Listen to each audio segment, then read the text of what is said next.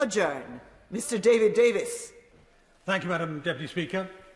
For the past few months, Scotland has been transfixed by the Holyrood inquiry, seeking the truth of what went wrong with the investigations into the former First Minister, Alex Salmond. The inquiry is investigating matters of the most serious kind.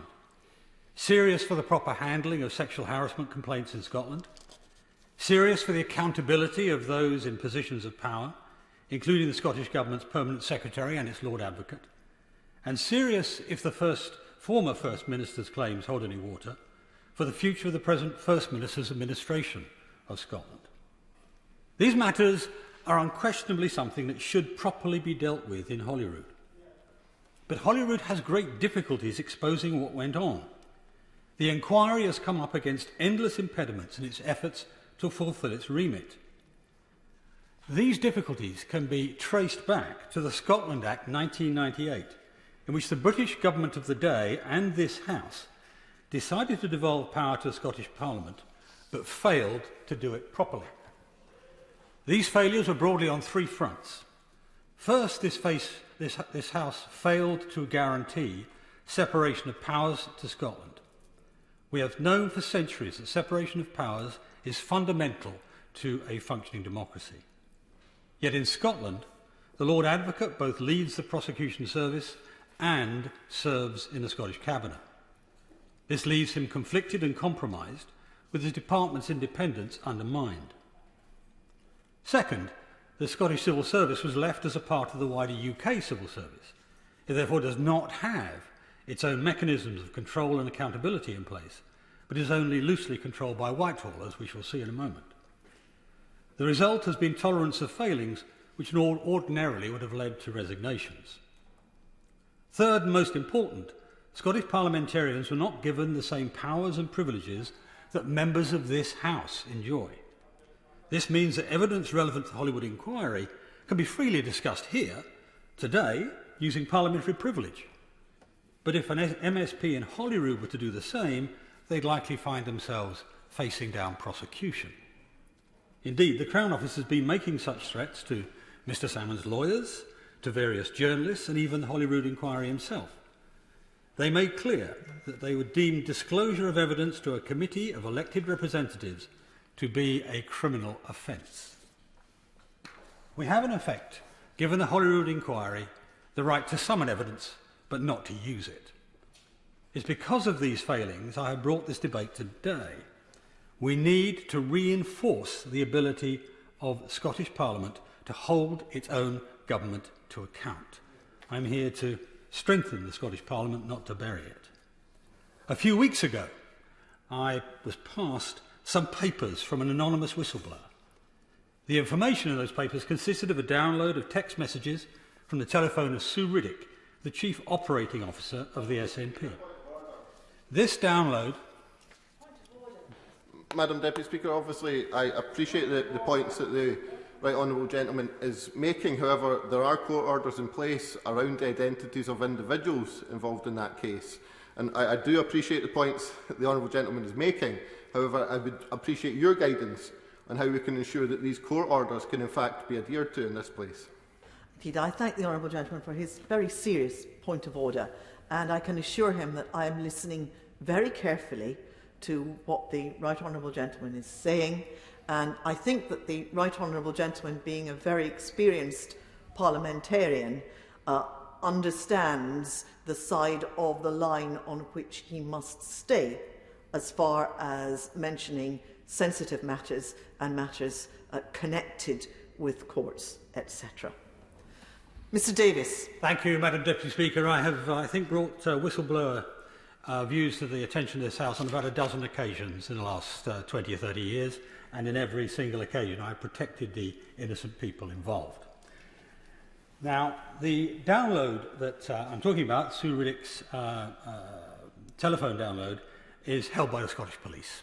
So the accuracy of this account can be checked if they need to. Now, Alex Salmond has asserted that there has been, and I quote, a malicious and concerted attempt to remove me from public life in Scotland by a range of individuals within the Scottish Government and the SNP, who set out to damage his reputation, even to the extent of having him imprisoned. These are incredibly grave charges. The whistleblower clearly agrees with those charges. He or she starts their communication with the assertion that the evidence provided, and I quote, point to collusion, perjury, up to criminal conspiracy. Since I received the data, it looks as though the committee has received at least some of it themselves, and some has also been put in the public domain by the Honourable Member for East Lothian, a previous Justice Secretary in a Scottish Government. It was described anonymously by one of the committee members as, quotes, just private conversations that we had no business intruding on. Well, I'll let the House be the judge of that.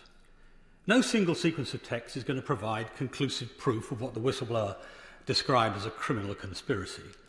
But it does show a very strong prima facie case which demands further serious investigation, by which I mean at very least a thorough review of all the emails and other electronic records for the relevant personnel at all relevant times.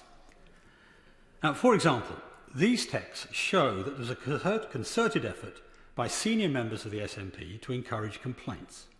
The messages suggest that SNP Chief Executive Peter Murrell coordinated Ruddick and Ian McCann, the SNP's compliance officer, in the handling of specific complainants. On the 28th of September, a month after the police had started their investigation of the criminal case, McCann expressed great disappointment to Ruddick that someone who had promised to deliver 5 complainants to him by the end of that week had come up empty or overreached, as he put it. One of the complainants said to Ruddick she was feeling pressurised by the whole thing rather than supported. In the day following the Scottish Government's collapse in a judicial review in January 2019, Ruddick expressed to McCann the hope that one of the complainants would be sickened enough to get back in the game, again quoted. Later that month, she confirmed to Murrell that the complainant was now, quotes, up for the fight and keen to see him go to jail. Ruddick herself, in one of her texts, expressed nervousness about what happens when my name comes out as fishing for others to come forward. Note again, this was after the criminal investigation into Salmond had commenced. This is improper, to say the least. Contact with and influence of potential witnesses is totally inappropriate once a criminal investigation is underway. That was known inside the SNP itself. Text messages reveal that at an SNP National Executive Committee meeting early in January 2019, the Honourable Member for Edinburgh South West raised concerns amongst staff at Westminster that SNP headquarters were engaged in, and I quote, suborning of witnesses, whilst on the 28th of August 2018, a senior member of SNP staff in this building described in an email the SNP headquarters move against Salmond as a witch hunt. Shortly after charges were brought against Salmond, Peter Murrell sent messages saying it was a good time to be pressurising the detectives working on the case, and that the more front Salmond is having to firefight on, the better for all complainants. When the inquiry put these messages to Mr. Murrell, he said that they were quite out of character. That is no defence, even were it true. But having seen the evidence of other messages, it seems to me they were all too much in character for Mr. Murrell. In a committee evidence session on the 8th of December last year, Mr. Murrell replied under questioning that there were no more messages of the type already in the public domain from January 2019. That statement, delivered under oath, is hard to reconcile with the dozens of messages stretching over a period of months from September 2018, which I have now seen. There is more, but it would take the whole of this debate to read them out. I believe the committee needs to gain access to all of this information. Now, just say to the anonymous committee member that described them as just private conversations that they should understand that meddling in an ongoing police inquiry is at best improper and at worst criminal. So it requires proper investigation. And if the committee does not feel it can do the job, perhaps it should ask the police to do it instead. Which brings us to the complaints process Mr. Salmond was subjected to. Now, this process was new. Created in late 2017, it was different to existing Scottish Government complaints procedures in a number of ways, including being retrospective, lacking a mediation procedure, and extraordinarily applying to previous ministers but not to previous civil servants. The procedure was shared with the head of propriety and ethics in Whitehall, who expressed discomfort with the proposals and specifically asked if this was only to apply to ministers, not civil servants. As far as I can tell, Madam Deputy Speaker, she did not get a reply.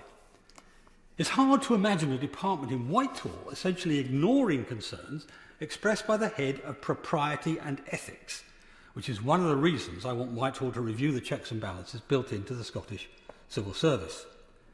However, the Scottish Government also ignored its own policy, the new policy, and appointed an investigating officer who, it emerged, had had prior contact with the complainants.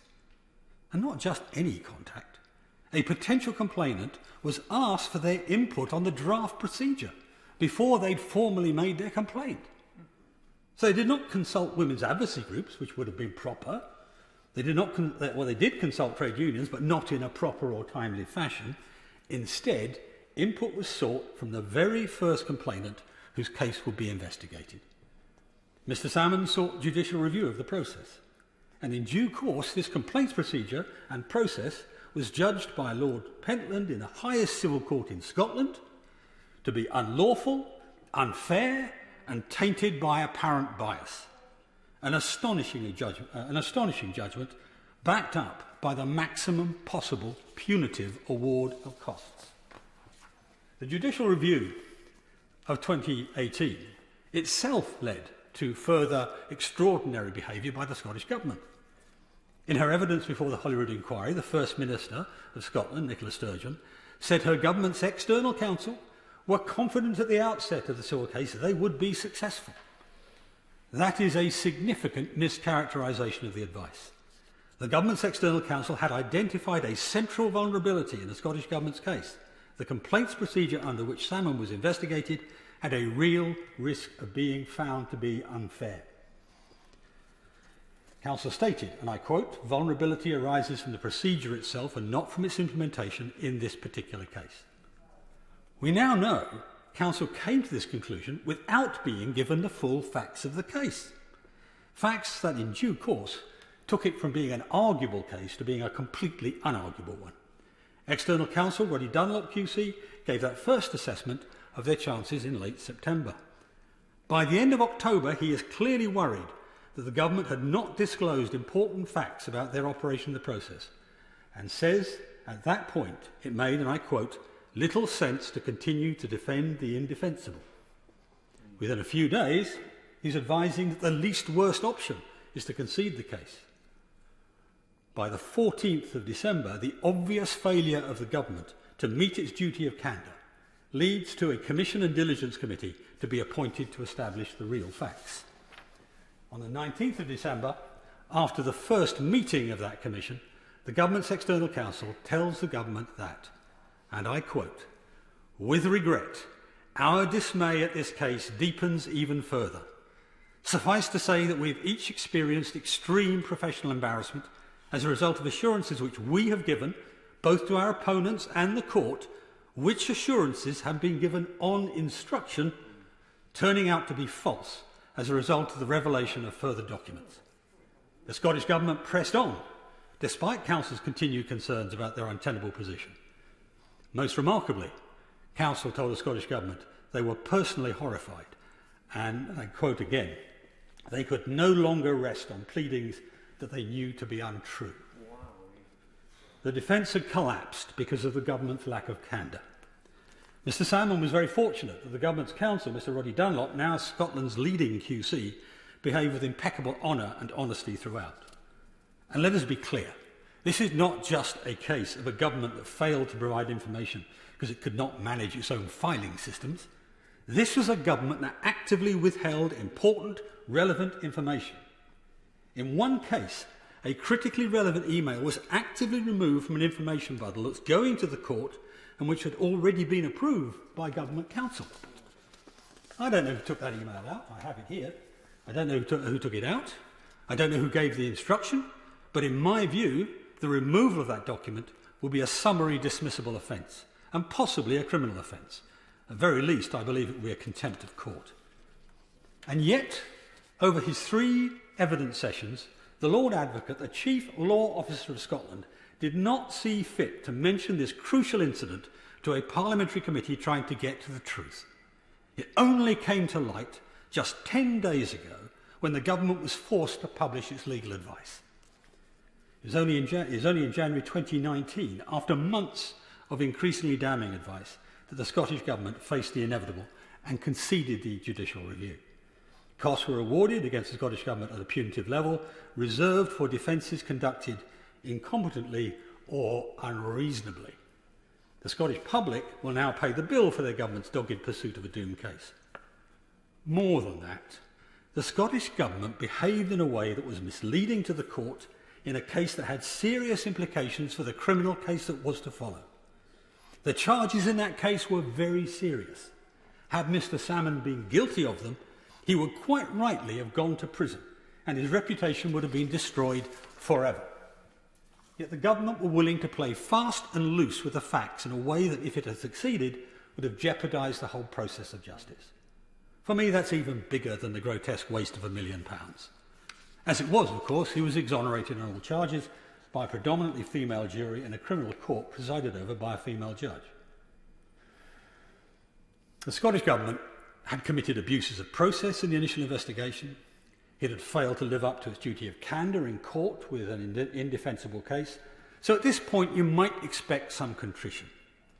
Instead, the Scottish Government has now set its sights on impeding the committee tasked with investigating the whole affair.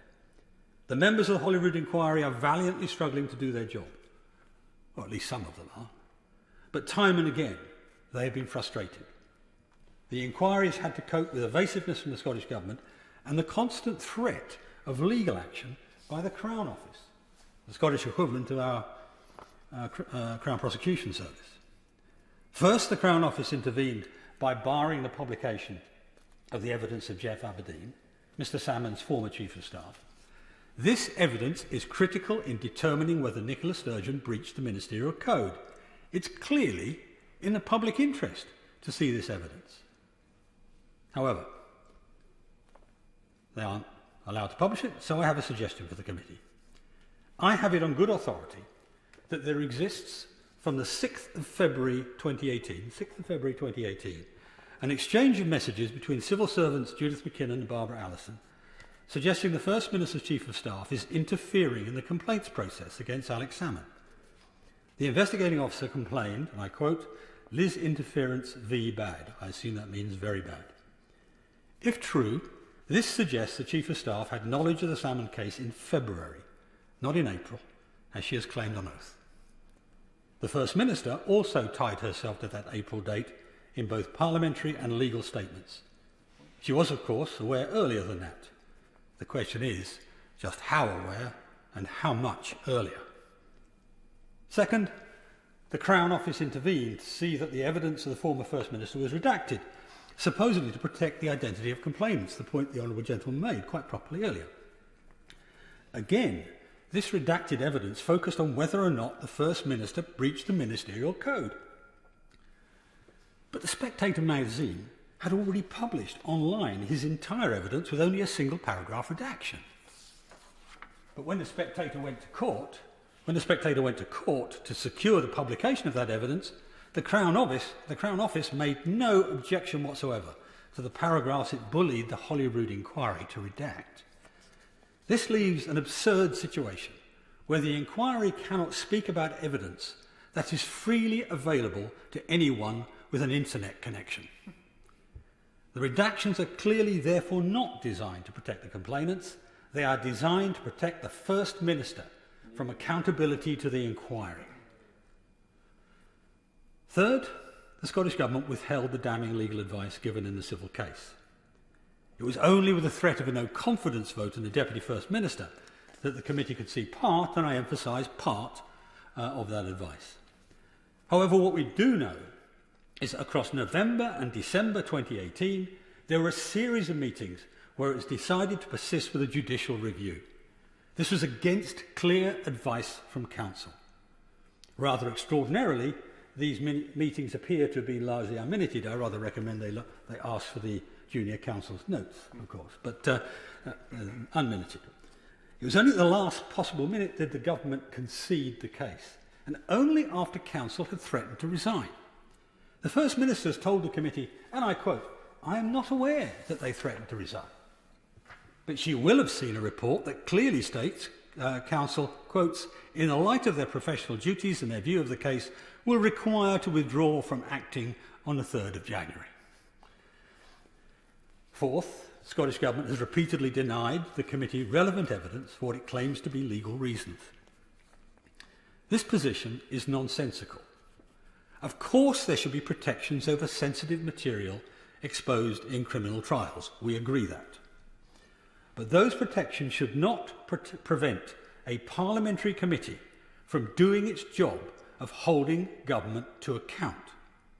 Together these form a litany of acts that repeatedly frustrated the committee and denied public full transparency and accountability. They fit squarely into a pattern of evasiveness and abuse of process the Scottish Government has woven from the start.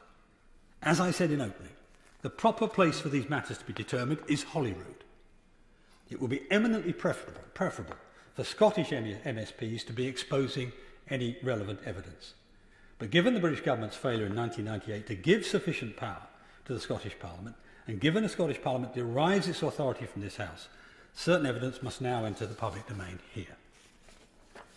The Holyrood inquiry has exposed some critical failings at the heart of the Scottish Government. They failed with the complaints process, they failed to heed legal advice, and they failed to honour commitments to ensure a transparent parliamentary review. But perhaps more worryingly, the inquiry has revealed the limits of what the Scottish Parliament can expose. There is a deficit of power, and with it comes a deficit of accountability. At very least, I ask the Minister today to consider an amendment to the 1998 Act to deliver separation of powers to Scotland, something I believe, Madam Deputy Speaker, a previous Justice Minister, the Honourable Member for East Lothian, has written to our Justice Committee about already. So to deliver separation of powers to Scotland, to strengthen the civil service, to reinforce the powers of the Scottish Parliament, and correcting the fundamental power imbalance between the executive and the legislature in Scotland. Let us give the Scottish Parliament the power to do the job.